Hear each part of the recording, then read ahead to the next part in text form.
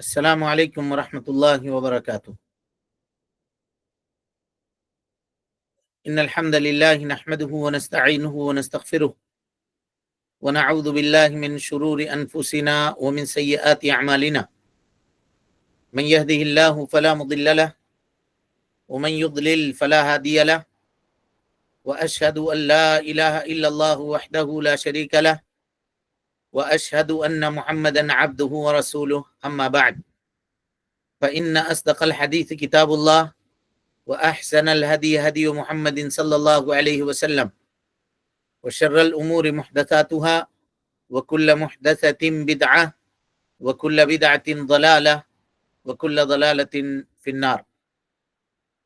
محترم حاضرین، سامعین و سامعات، ناظرین و ناظرات، مرکز طوبہ للدراسات الاسلامیہ کی جانب سے منعقد کیے گئے اس درس میں، جس کا عنوان کامیاب ازدواجی زندگی کے سنہرے اصول ہے، ہم آپ تمام حضرات کا خیر مقدم کرتے ہیں اور اللہ رب العالمین سے یہ دعا کرتے ہیں کہ اللہ تعالی ہم سب کے مل بیٹھنے کو قبول فرمائے، علم دین، علم نافع سیکھنے، اس کے مطابق عمل کرنے، اس کی دعوت عام کرنے اور اس راستے میں آنے والی مصیبتوں پر اللہ رب العالمین ہم سب کو صبر کی توفیق نصیب فرمائے۔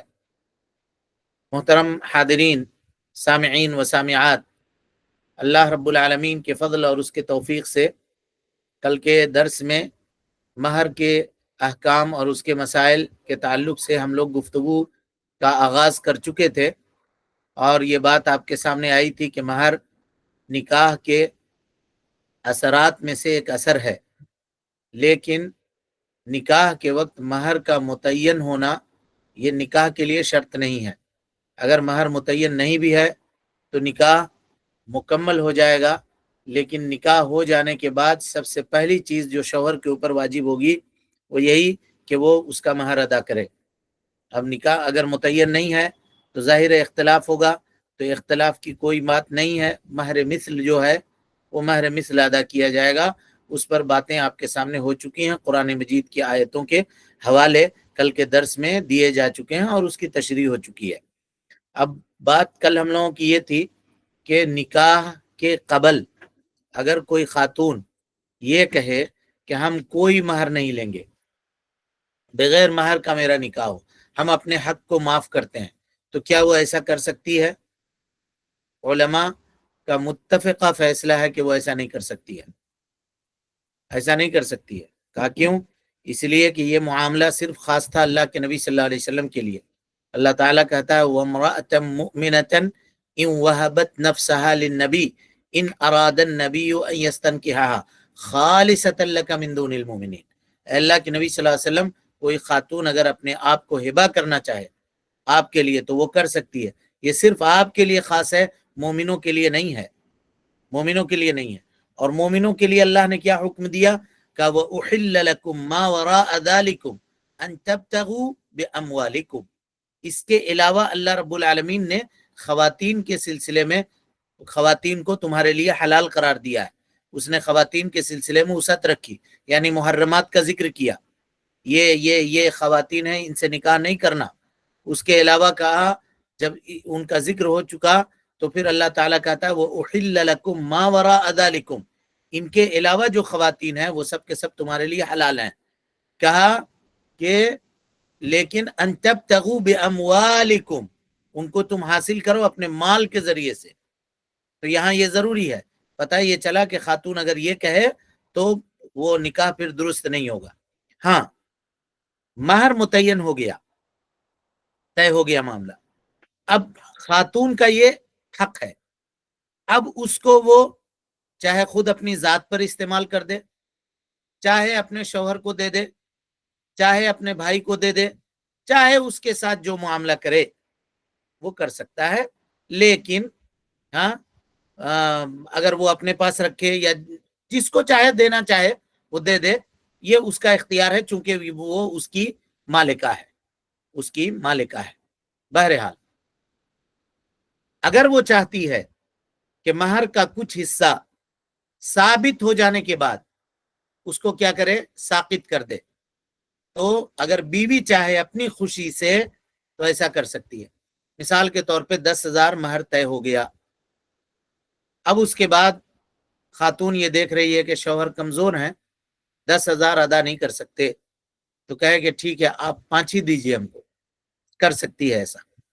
یا 10,000 اس کو مل گیا، دیکھا کہ شوہر کو ضرورت ہے پیسے کی، مجبور ہیں، کوئی معاملہ ہے، تو خاتون نے مہر کا رقم نکالا اور کہا کہ یہ لیجئے آپ استعمال کیجئے، اس کو خرچ کیجئے. وہ کر سکتی ہے. لیکن کب؟ اس کے ثابت ہونے کے بعد. اس لیے کہ یہ اس کے حقوق میں سے ایک حق ہے. اگر وہ چاہے تو اپنے شوہر کے لیے ثابت ہونے کے بعد ساقط کر دے پورا کا پورا، یا اگر چاہے تو اگر اس میں سے کچھ وہ کم کرنا چاہے تو کم بھی کر سکتی ہے، اس میں کوئی حرج کی بات نہیں ہے. لیکن وہ ثابت ہونے کے بعد، پہلے نہیں کر سکتی ہے. یہ اس کے احکام ہے، اس کو سمجھیے. دلیل اس کی کیا ہے؟ اللہ رب العالمین فرماتا ہے وَآتُوا النِّسَاءَ صَدُقَاتِهِنَّ نِحْلَةً، عورتوں کو ان کا مہر جو ہے نا خوشی خوشی دے دو. فَإِن طِبْنَ لَكُمْ عَنْ شَيْءٍ مِّنْهُ نَفْسًا، اگر وہ خوشی خوشی کچھ دیں اس میں سے تم کو اپنی مرضی سے، بغیر زور زبردستی کے، کوئی اس کے اوپر پریشر نہ بنایا جائے کہ پیسہ تمہارے پاس رکھا ہوا ہے نکالو. کیوں رکھے ہوئے ہو؟ ہم نے تم کو شادی میں سونے کا چین دیا تھا مہر میں، مہر کی رقم پڑی ہوئی ہے، ہم مجبور ہیں، دیکھ رہے ہو، نکالو اس کو ہم یوز کریں گے، استعمال کریں گے. خبردار، شوہر نہیں کہہ سکتا، یہ نہیں کہہ سکتا. ہاں ادھار مانگے تو ٹھیک ہے، خاتون دینا چاہے تو دے گی، جیسے دوسرے سے ادھار لے گا ویسے اپنی بیوی سے لینا چاہے تو لے. اپنی جانب سے، اپنی مرضی سے، بغیر کسی پریشر میں آئے ہوئے اگر خاتون اپنے شوہر کو دیتی ہے اس میں سے کچھ یا پورا دے دیتی ہے، اس کی مرضی، وہ اس کا مال ہے. چاہے وہ اپنی ذات کے اوپر استعمال کرے، چاہے اس کو اپنے بچوں کے اوپر استعمال کر دے، چاہے وہ شوہر کو دے دے، کسی کو بھی دے دے، یہ اس کا مال ہے، اس کا اختیار ہے، وہ کر سکتی ہے. سمجھ گئے؟ لیکن یہ ساری چیزیں کب ہوں گی؟ ثابت ہونے کے بعد. اللہ تعالیٰ کہتا ہے فَإِن طِبْنَ لَكُمْ عَنْ شَيْءٍ مِّنْهُ نَفْسًا، اپنے آپ وہ اگر کچھ تمہیں دے دیں، فَكُلُوهُ هَنِيًّا مَرِيًّا، تو اس کو تم کھا سکتے ہو. ہنیم مریہ یعنی حلالا طیبہ، تمہارے لیے حلال ہے، پاکیزہ بھی ہے. تو اس آیت سے یہ پتا چلا، سورہ نساء کی آیت نمبر 4 ہے، اس سے یہ پتا چلا کہ اگر بیوی اپنے مہر کے بعض حصے کو ساقط کرنا چاہے، چھوڑ دینا چاہے، تو یہ اس کا حق ہے. اور جب تھوڑا حصہ وہ ساقط کر سکتی ہے تو ثابت ہونے کے بعد پورا حصہ بھی ساقط کر دے تو کوئی حرج کی بات نہیں ہے، کوئی حرج کی بات نہیں. سمجھ گئے اس مسئلے کو؟ اب اس کے بعد دوسرے پوائنٹ کی طرف منتقل ہوتے ہیں. مہر ہونا چاہیے کتنا؟ کیا شریعت نے اس سلسلے میں کچھ طے کر دیا ہے؟ کیا کچھ متعین کر دیا ہے کیا کہ اتنا ہی مہر دینا ہے، اس سے زیادہ مہر نہیں دے سکتے؟ کیا شریعت میں اس طرح کی کوئی رہنمائی پائی جاتی ہے یا رہنمائی موجود ہے یا نہیں ہے؟ اس کو دیکھتے ہیں. پہلی بات اور بنیادی بات یہ جان لیجئے کہ مہر کثیر کی کوئی حد نہیں ہے، چاہے جتنا آدمی دے دے مہر میں، کوئی حرج کی بات نہیں ہے. دلیل اس کی کیا ہے؟ اللہ تعالیٰ فرماتا ہے وَإِنْ أَرَدْتُمُ اسْتِبْدَالَ زَوْجٍ مَكَانَ زَوْجٍ وَآتَيْتُمْ إِحْدَاهُنَّ قِنْطَارًا فَلَا تَأْخُذُوا مِنْهُ شَيْئًا أَتَأْخُذُونَهُ بُهْتَانًا وَإِثْمًا مُبِينًا. وَإِنْ أَرَدْتُمُ اسْتِبْدَالَ، اگر تم بدلنا چاہو ایک بیوی کی جگہ دوسری بیوی کو، وَآتَيْتُمْ إِحْدَاهُنَّ قِنْطَارًا، اور تم نے ان میں سے کسی ایک کو، قنطار مانے مال کثیر، بہت سارا مال دیا ہوا ہے، فَلَا تَأْخُذُوا مِنْهُ شَيْئًا، اس میں سے کچھ بھی نہیں لو.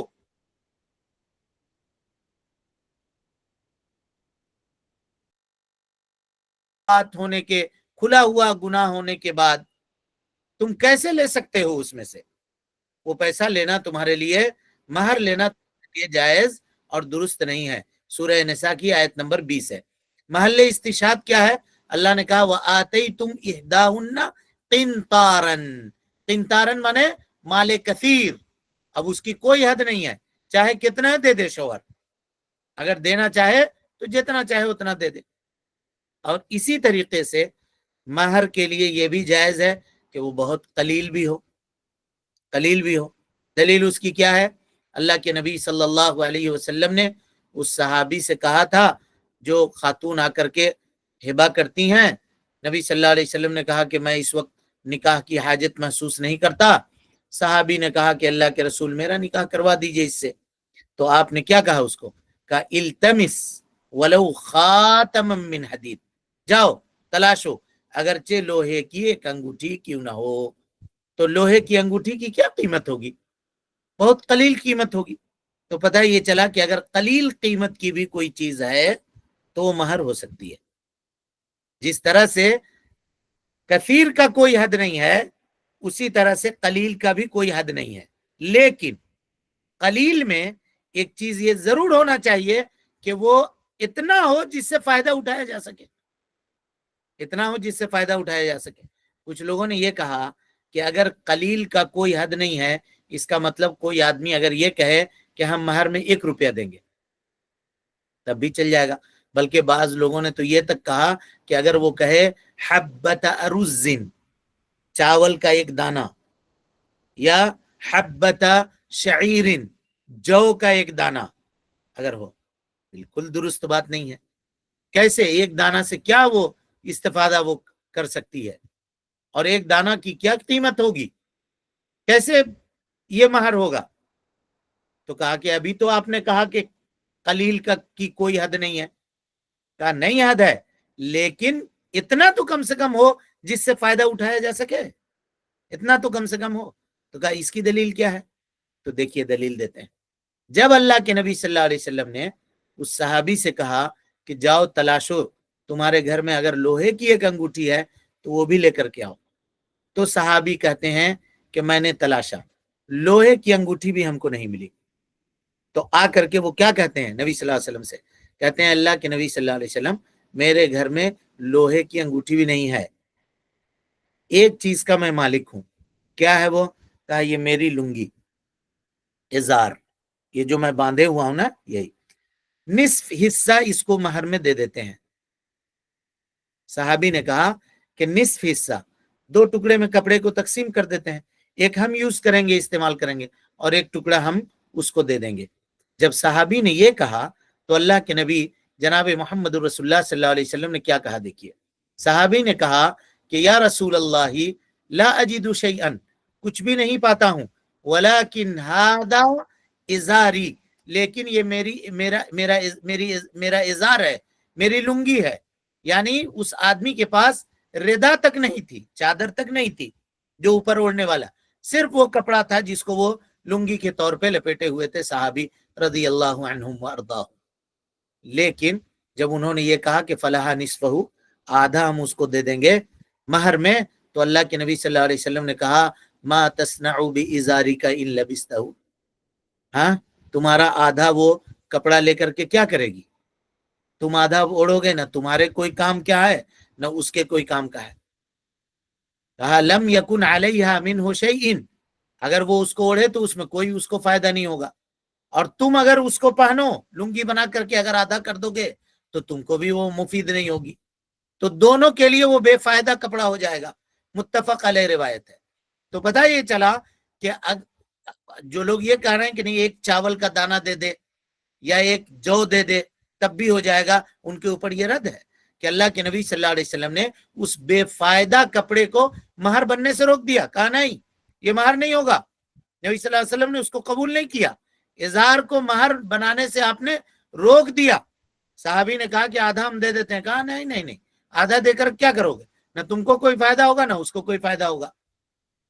لہذا پتہ یہ چلا کہ مہر کے لیے ایسی چیز متعین کرنا چاہیے جس سے وہ فائدہ اٹھایا جا سکے اور جس کی کوئی قیمت ہو. جب ہم یہ جان گئے کہ مہر قلیل کثیر دینا جائز ہے، قلیل بھی دے سکتے ہیں، لیکن قلیل اتنا دیں کہ اس سے فائدہ اٹھایا جا سکے. جب یہ ساری باتیں ہم سمجھ گئے تو اب آئیے افضل کیا ہے اس کو دیکھتے ہیں. یہ تو جائز کی حد تک بات ہوئی ہے کہ نہیں؟ جائز ہوئی کہ کوئی آدمی دینا چاہے تو 1 کروڑ بھی دے دے، اگر اس کے پاس ہے تو دے دے. کوئی منع نہیں ہے. اور اگر کسی کے پاس نہیں ہے تو 2,000 5,000 جس سے فائدہ اٹھایا جا سکے، 10,000 جو اس کی حیثیت ہے. ہم کوئی صرف متعین نہیں کر رہے ہیں، آپ کو صرف یہ عدد اس وجہ سے بتلا دے رہے ہیں تاکہ آپ کو بات سمجھنے میں آسانی ہو. اگر اتنا دینا چاہ رہا ہے، جو اس کی حیثیت ہے دینا چاہ رہا ہے تو وہ دے سکتا ہے. اتنی بات جب آپ سمجھ گئے تو اب سوال یہ ہوتا ہے کہ افضل کیا ہے؟ کثیر افضل ہے یا قلیل افضل ہے؟ اس کا فیصلہ کیسے ہوگا؟ دلیلوں سے ہوگا. افضل اور سنت یہ ہے کہ مہر جو ہے نا وہ قلیل رکھی جائے. مہر کیا رکھی جائے؟ قلیل رکھی جائے، اور اس کے اندر تخفیف کی جائے. کیوں؟ اس لیے کہ مہر کا کم ہونا یہ برکت کو لانے والا ہے، برکت کا لانے والا ہے. لیکن اس سے کوئی آدمی بالکل یہ نہ سمجھے کہ قلیل کا مطلب ہم یہ کہہ رہے ہیں کہ مہر اتنا رکھ دو کہ کوئی فائدہ ہی نہیں ہو.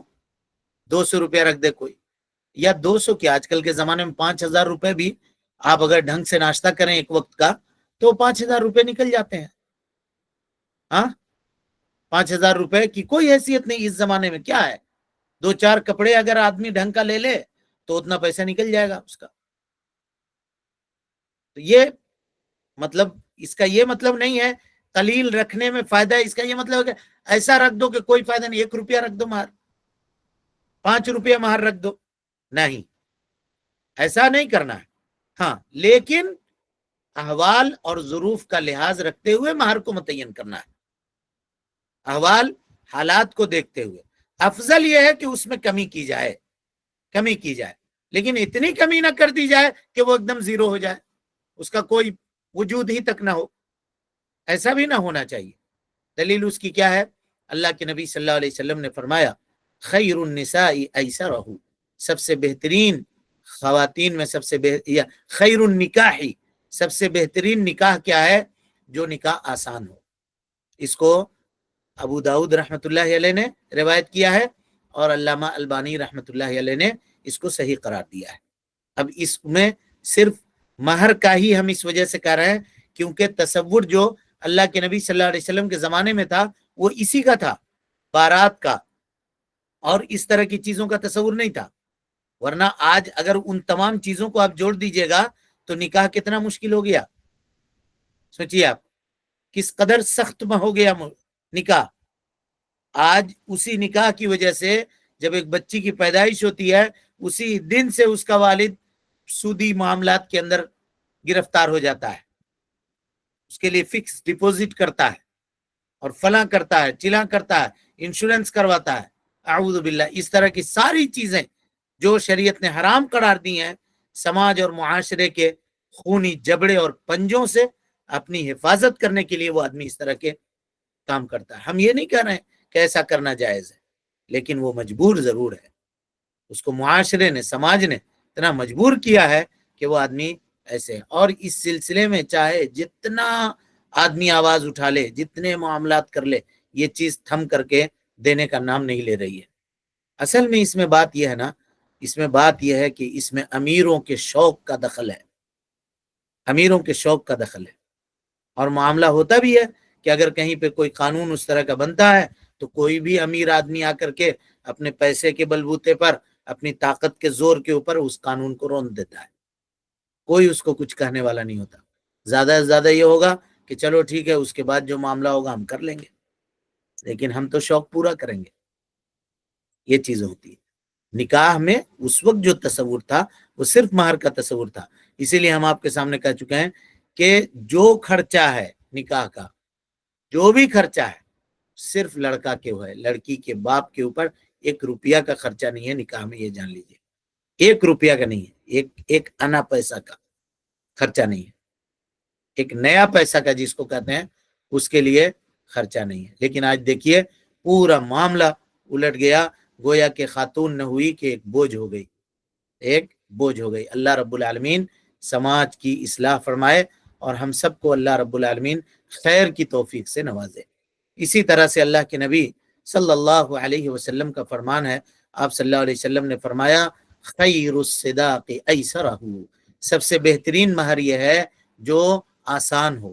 اس حدیث کو امام حاکم نے روایت کیا ہے اور علامہ البانی رحمۃ اللہ علیہ نے اس کو صحیح کہا ہے، علامہ البانی رحمۃ اللہ علیہ نے اس کو بھی صحیح کہا ہے۔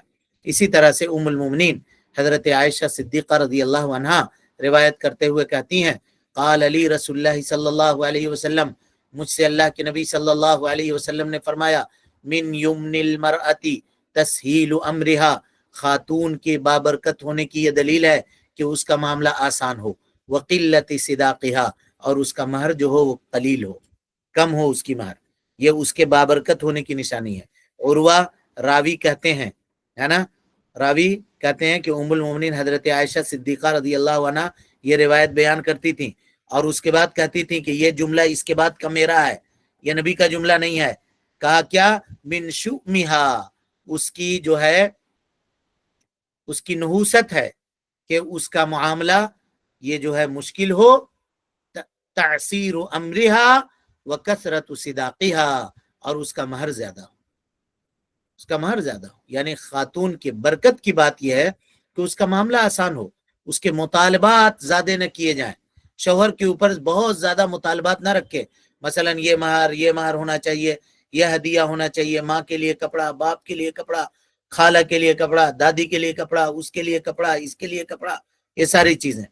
اور یہ آج کل لڑکے کے طرف سے، لڑکی کے طرف سے نہیں، یہ اس زمانے کی بات ہے جب لڑکیوں کی طرف سے مطالبہ ہوتا تھا، اب اس کا جسٹ الٹا ہو گیا، لڑکے والے مطالبہ کرتے ہیں۔ ہمارے گھر میں 5 بھابھی ہے تو ان کے طرف سے یہ ہونا چاہیے، کپڑا ان کو ہونا چاہیے، 5 جو ہیں نند ہیں اس کے، ان کے لیے کپڑا الگ ہونا چاہیے، 5 بہنوئی ہیں ظاہر ہے ان کے لیے کپڑا الگ ہونا چاہیے، نانی بھاگ، دادی بھاگ، اور خالہ بھاگ، اور پھپھو بھاگ، سب کا بھاگ لگتا ہے، یعنی لنگر بٹ رہا ہے، سب ہاتھ دھو لے اس میں۔ وہ بیچارہ کہاں سے لا رہا ہے؟ سود پہ پیسہ اٹھا رہا ہے کہ قرضہ لے رہا ہے کہ کاروبار توڑ رہا ہے کہ زمین بیچ رہا ہے، کیا کر رہا ہے؟ واللہ یہ حرام ہے، حرام ہے۔ اگر وہ کہے بھی ہدیہ مانگ کے لیا جاتا ہے، ہاں، ہدیہ طیب نفس سے دیا جاتا ہے، ہر آدمی کڑتا ہے، خرچے میں ہم پڑے ہوئے ہیں، اور اس کے بعد اس طرح کے معاملات ہیں، اس طرح کے مطالبات ہیں، اور پورا باضابطہ اس کے لیے ڈالا بنایا جاتا ہے، اور ڈالا لا کر کے اس کو رنگا جاتا ہے، اس کو سجایا جاتا ہے، اور اس میں یہ بھاگ کی چوڑی، اس میں وہ بھاگ کی چوڑی، اور اس کے لیے اور اس کے لیے، اور اس کا چپل، اس کا جوتا، اس کا سینڈل، اس کا رومال، اس کی ٹوپی، کیا ہے یہ؟ کہاں ہے دلیل اس کی؟ ہے کہیں شریعت میں اس طرح کی دلیل؟ اور پھر یہ سب شوق پورا ہوتا ہے، اس کے بعد کیا ہوتا ہے؟ دوسرے ہی دن سے کھٹ پٹ رشتے میں معاملات شروع ہو جاتے ہیں۔ جب برکت ہی کو ختم کر دیا گیا اپنے شوق کے نام پر، اپنے مطالبات کے نام پر، تو اللہ کی رحمت کہاں سے ہوگی؟ کہاں سے ہوگی رحمت؟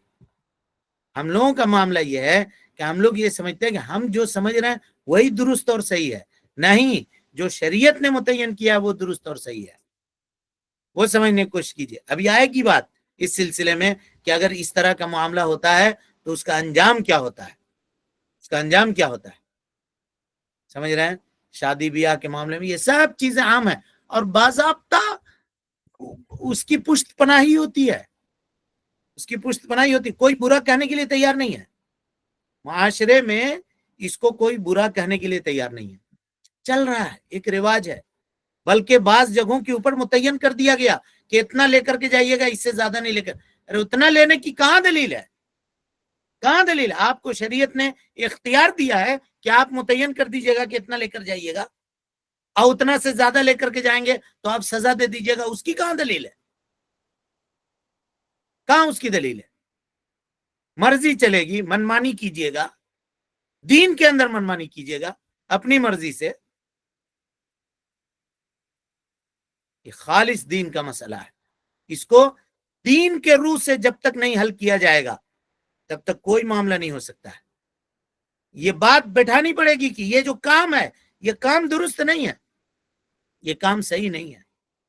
اس کا ایفیکٹ کیا ہوتا ہے آپ کو بتلا دیں، اس کا ایفیکٹ یہ ہوتا ہے کہ امیروں کے تو چوچلے ہو جاتے ہیں، اس کو کسی نہ کسی طرح سے اس کو کوئی فرق نہیں پڑتا، اس کے لاکھوں کے وارے نہیں آ رہے ہیں، سب ہو جاتا ہے۔ ہنستا ہے بیچارہ غریب، وہ بچی پس کر کے رہ جاتی ہے. ہاں، اور ہم کہیں گے ان نوجوانوں سے جو کہتے ہیں نا کہ فلاں یہ ہو گیا، فلاں یہ ہو گیا، فلاں یہ ہو گیا، اس وقت ان کو بڑی غیرت آتی ہے. اخبار میں ہم دیکھ رہے ہیں کہ اتنے لوگوں نے یہ کر دیا، اتنے لوگوں نے دھرم پریورتن کرنے کا جو ہے کورٹ کے اندر نوٹس ان لوگوں نے داخل کیا ہے، اور اتنے لوگوں نے درخواست دی ہے. اس وقت ان کو بہت غیرت آتا ہے، یار دیکھو یہ کیا ہو رہا ہے، ایسا نہیں ہونا چاہیے تھا، بہت غلط ہو رہا ہے. تمہاری غیرت اس وقت کہاں مر جاتی ہے جب تمہارے باپ تم کو دولہا بناتے وقت لڑکی کے باپ سے لاکھوں کا مطالبہ کرتے ہیں. تم اس وقت بے غیرت بن جاتے ہو، چپ رہتے ہو کہ وہ تو ہمارے ابا کر رہے ہیں، والعیاذ باللہ. اور یہی معاملہ ہوتا ہے مطالبات کے نام پر. بچی کو لے کر آتے ہیں، لاکھوں روپے خرچہ کیا اس کے والد نے.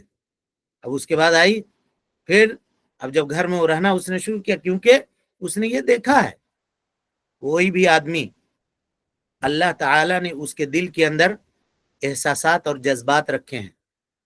کوئی بھی ہو، اس کو سمجھیے گا، کوئی بھی ہو احساسات اور جذبات رکھے ہیں. ایک بچی ہے، چاہے وہ کروڑ پتی گھر کے کیوں نہ ہو، وہ اپنے باپ کو دیکھتی ہے کہ وہ ہمارے جہیز کے لیے کتنا پریشان ہے، کہاں سے جوڑ رہا ہے، کہاں سے کیا کر رہا ہے، کیسے پیسے لا رہا ہے، اپنے جمع کیے ہوئے پونجی نکال کر کے دے رہا ہے. آسان ہے پیسہ جیب سے نکال کر کے دے دینا کسی کو؟ بہت بھاری پڑتا ہے. آپ اپنے پیسہ نکال کر کے دیکھیے، کبھی بہت بھاری پڑتا ہے. لیکن مطالبات کے نام پہ وہ دیتا ہے. وہ بچی سب دیکھتے رہتی ہے کہ میرے والد پریشان ہے، میرے والد پریشان ہے. کل چل کر کے جب دلہن بن کر کے آتی ہے تو وہی سسر، ہاں اس کا سسر جس نے اس بچی کو اپنے گھر لانے کے اوپر بھاری قیمت وصولی ہے اور اپنے بیٹے کو اس کے باپ سے بیچا ہے، وہ یہ چاہتا ہے کہ وہ ہماری خدمت کرے. کہے کو خدمت کرے گی؟ کیوں کرے گی خدمت؟ معاشرے کا ایک ناسور یہ بھی ہے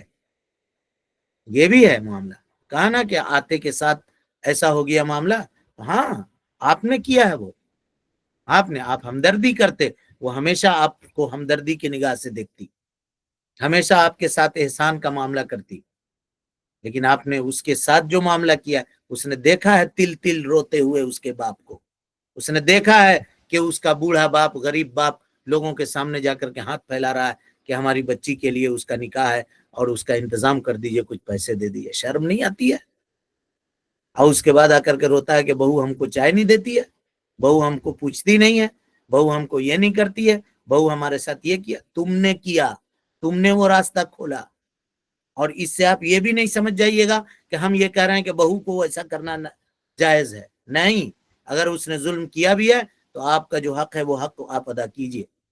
انشاءاللہ اللہ رب العالمین کارساز ہے، وہ معاملے کو دیکھے گا، وہ معاملے کو سمجھے گا. بہرحال وہ باتیں آئیں گی. دیکھیے بات دوسری طرف نکل گئی، ہم کچھ اور آپ سے کہنا چاہ رہے تھے، ہم لوگوں کی بات کہیں اور تھی، کہیں اور چلی گئی. بہرحال اللہ کے نبی جناب محمد رسول اللہ صلی اللہ علیہ وسلم نے فرمایا کہ خاتون کے برکت کا یا اس میں برکت کا معاملہ یہ ہے کہ اس کا معاملہ آسان ہو اور اس کا معاملہ آسان ہو. علامہ البانی رحمۃ اللہ علیہ نے اس حدیث کو صحیح قرار دیا ہے.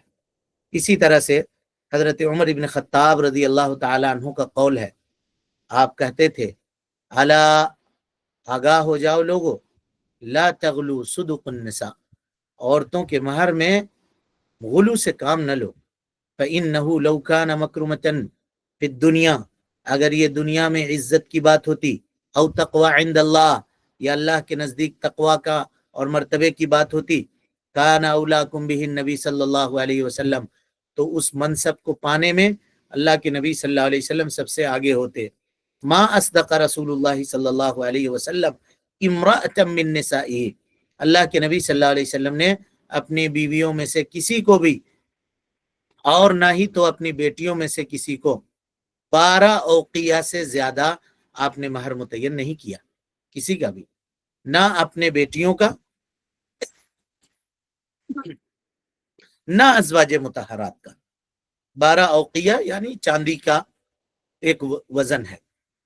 اور اس کے بعد حضرت عمر کا اس قول کو پڑھیے گا, اس جملے کو. کہا وَإِنَّ الرَّجُلَ لَيُغْلِي بِصِدَاقِ امْرَأَتِهِ. یہ الہامی آدمی کا جملہ ہے جی, اس امت کے الہامی آدمی ہیں. کون؟ حضرت عمر ابن خطاب. اور اسی قول کو بیس بنا کر کے ابھی جو باتیں ہم نے آپ کے سامنے کہی ہے, یہ باتیں کہی ہے کہ کتنی دور رس بات کر رہے ہیں. دیکھیے آپ کتنی دور رس بات کر رہے ہیں. کہا وَإِنَّ الرَّجُلَ لَيُغْلِي بِصِدَاقِ امْرَأَتِهِ. کوئی آدمی اپنے بیوی کے مہر میں اضافہ کرتا ہے, حَتَّى يَكُونَ لَهَا عَدَاوَةٌ فِي نَفْسِهِ, یہاں تک کہ اس بیوی کے تعلق سے اس کے دل میں عداوت بیٹھ جاتی ہے, نفرت بیٹھ جاتی ہے. وَحَتَّى يَقُول, یہاں تک کہ وہ کہتا ہے كُلِّفْتُ لَكُمْ عِلْقُ الْقِرْبَةِ, تم لوگوں نے مجھے کنویں کا رسی سمجھ لیا ہے یا کنویں کا ڈول سمجھ لیا ہے. تم کو حاصل کرنے میں ہم نے بڑی سختیاں جھیلی ہیں, بڑی مصیبتیں جھیلی ہیں. یہ معاملہ مہر کے تعلق سے ہے. اسی کو الٹا پلٹ دیجئے, آج کل کے زمانے میں اسی کو پلٹ دیجئے. خاتون یہ کہے کہ یہاں تم سے نکاح کرنے میں لاکھوں پاپڑ بیلے ہیں, لاکھوں روپے ادا کیا ہے تب جا کر کے ہم آئے ہیں, پھر کس بات کا تم دوست جماتے ہو ہمارے اوپر؟ تب کیا کہے گا؟ حضرت عمر کے اس جملے کو دیکھیے. خواتین اپنے مہر کو زیادہ نہ کریں, ایسا کرنے سے شوہروں کے دلوں میں ان کے لیے نفرت ہو جائے گی. تم کو حاصل کرنے کے لیے ہم نے بہت پیسے بہائے ہیں, بہت چیزیں دی ہیں. یہ مہر کی بات ہو رہی ہے. اسی کو اگر الٹا کر دیا جائے, کوئی خاتون یہ کہے کہ تم کو شوہر بنانے کے لیے ہمارے ابا نے بہت بھاری قیمت ادا کی ہے, تب کیا ہوگا؟ وہی ہو رہا ہے آج, وہی ہو رہا ہے. آپ چاہے مانے یا نہ مانے, مانے یا نہ مانے, لوگ اس کو صحیح سمجھیں یا نہ سمجھیں.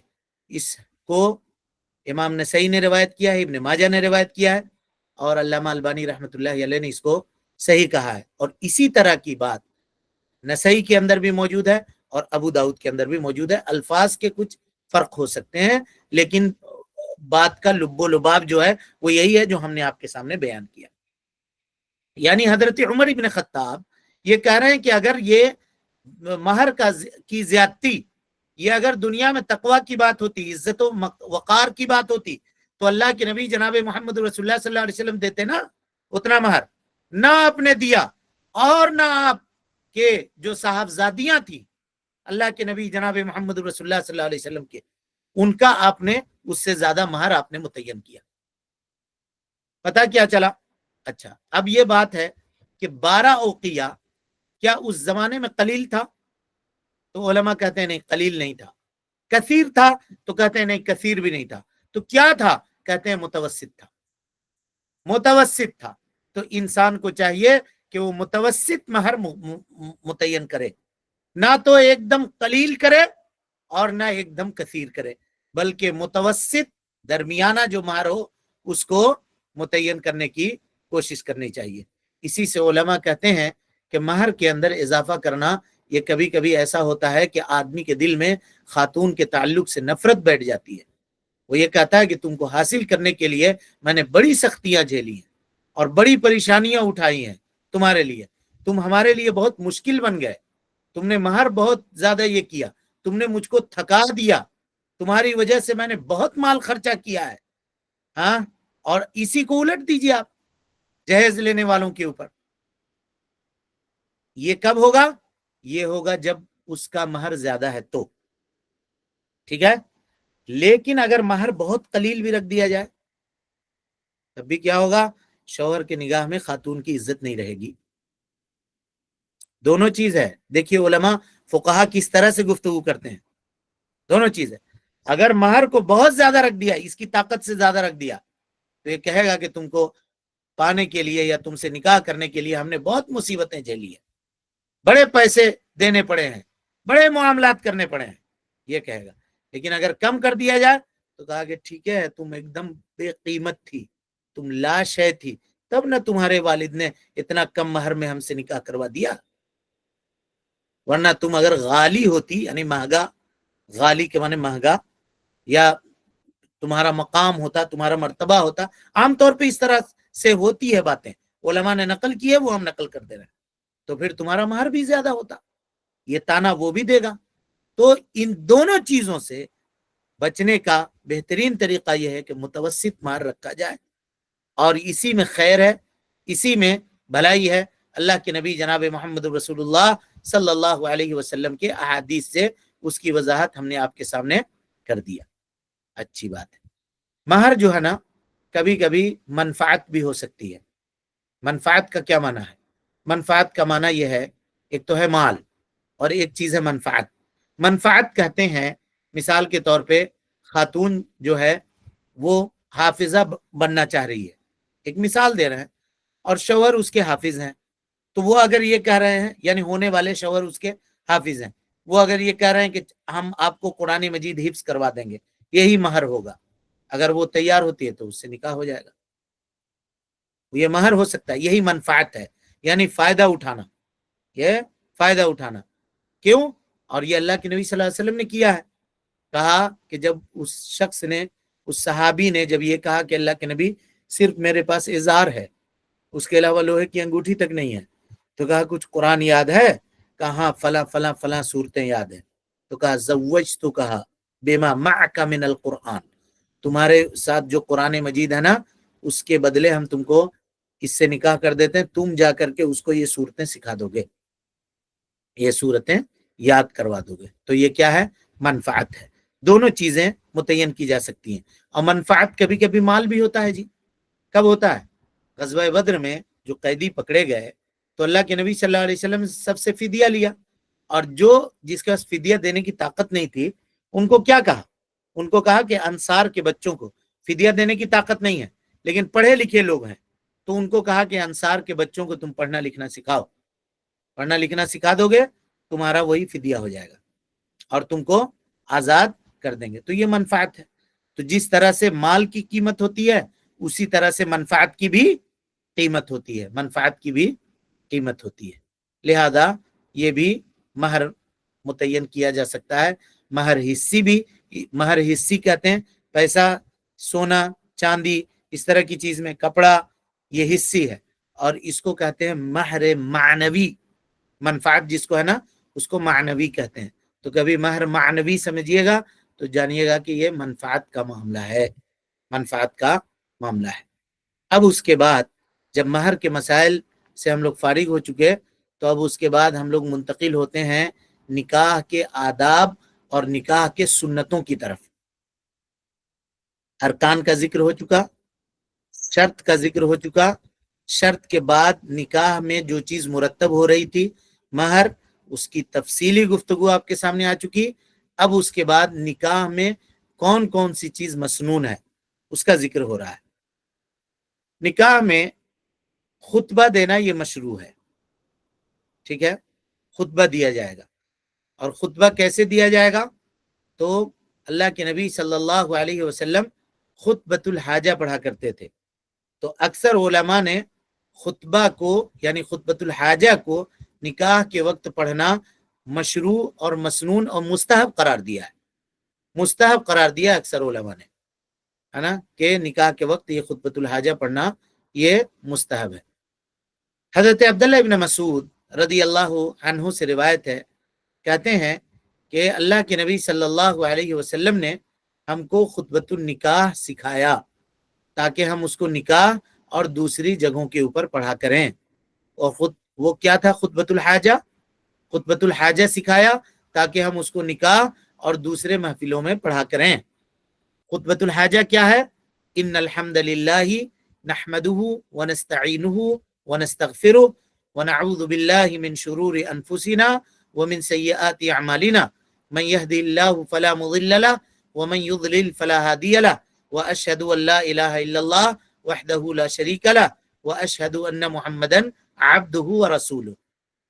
ان الحمد للہ، تمام تعریف اللہ رب العالمین کے لیے ہے، نحمدہ، ہم اسی کی تعریف بیان کرتے ہیں، حمد بیان کرتے ہیں، ونستعینہ، اسی سے مدد طلب کرتے ہیں، ونستغفرہ، اور اپنے گناہوں سے معافی بھی اسی سے طلب کرتے ہیں، ونعوذ باللہ، اور ہم اللہ کی پناہ میں آتے ہیں، من شرور انفسنا، اپنے نفس کے شر سے، ومن سیئات اعمالنا، اور اپنے برے اعمال سے، من یہد اللہ فلا مضل لہ، اللہ جس کو ہدایت دے دے اس کو کوئی گمراہ نہیں کر سکتا، ومن یضلل، اور جسے اللہ گمراہ کر دے فلا ہادی لہ، اسے کوئی ہدایت نہیں دے سکتا، واشہد ان لا الہ الا اللہ وحدہ لا شریک لہ، اور میں گواہی دیتا ہوں کہ اللہ کے علاوہ کوئی معبود برحق نہیں ہے، وہ اکیلا ہے، اس کا کوئی شریک نہیں، واشہد ان محمدا عبدہ ورسولہ، اور میں یہ گواہی دیتا ہوں کہ اللہ کے نبی محمد صلی اللہ علیہ وسلم اللہ کے بندے اور اس کے رسول ہیں۔ اور اس کے بعد خطبۃ الحاجہ کی 3 آیتیں پڑھے گا۔ یا ایھا الذین آمنوا اتقوا اللہ حق تقاتہ ولا تموتن الا وانتم مسلمون، اے ایمان لانے والو اللہ کا تقوی اختیار کرو جس طرح سے اس کے تقوی اختیار کرنے کا حق ہے، اور تمہیں موت نہ آئے مگر اس حال میں کہ تم مسلمان ہو۔ یہاں غور کیجئے آیت کریمہ کے اوپر، یا ایھا الذین آمنوا اتقوا اللہ حق تقاتہ، اے ایمان لانے والو اللہ کا تقوی اختیار کرو جیسا اس سے تقوی اختیار کرنے کا حق ہے۔ کیا کیسے تقوی اختیار کرنے کا حق ہے؟ کیسے اختیار کرنے کا؟ یعنی اس کے اوامر کو بجا لاؤ، اس کے نواہی سے اجتناب کرو۔ غور کیجئے، نکاح جو ہے نا انسان کے زندگی میں ایک نئی باب کا آغاز ہے، نئے باب کی افتتاح ہو رہی ہے، ایک نیا معاملہ شروع ہو رہا ہے، زندگی کا ایک نیا چیپٹر کھل رہا ہے۔ تو اس وقت یہ وصیت کی جا رہی ہے کہ اللہ کا تقوی اختیار کرو، یا ایھا الذین آمنوا اتقوا اللہ، اللہ کا تقوی اختیار کرو، اللہ سے ڈرو، اور کہا ولا تموتن الا وانتم مسلمون، تمہاری موت نہ آئے مگر اس حال میں کہ تم مسلمان ہو۔ اب آپ سے سوال ہے کہ چاہے لڑکا ہو چاہے لڑکی ہو، اس کے زندگی میں جو خاص دن ہوتے ہیں نا خوشی کے، وہ نکاح کا دن ہوتا ہے، خاص دن۔ وہاں اللہ کے نبی صلی اللہ علیہ وسلم نے موت کی آیت کیوں تلاوت کی؟ ولا تموتن الا وانتم مسلمون۔ ہاں، مفسرین کہتے ہیں یہ بتلانے کے لیے کہ خوشی مل رہی ہے تو خوشی میں باولے مت ہو جانا، پاگل ہو کے جیسا چاہے ویسا مت کرو، ناچنے مت لگو، جتنا بھی خوش ہو جاؤ انجام تمہارا موت ہے، یہ یاد رکھنا۔ اور اگر اس کو آدمی یاد رکھے گا تو یہ وہ ایسا بریک ہے کہ آدمی کے تمام معاملات کو ٹھنڈا کر دینے کے لیے کافی ہے۔ آدمی ہر وقت اگر اپنے موت کو یاد رکھے تو وہ گناہوں سے بچے گا۔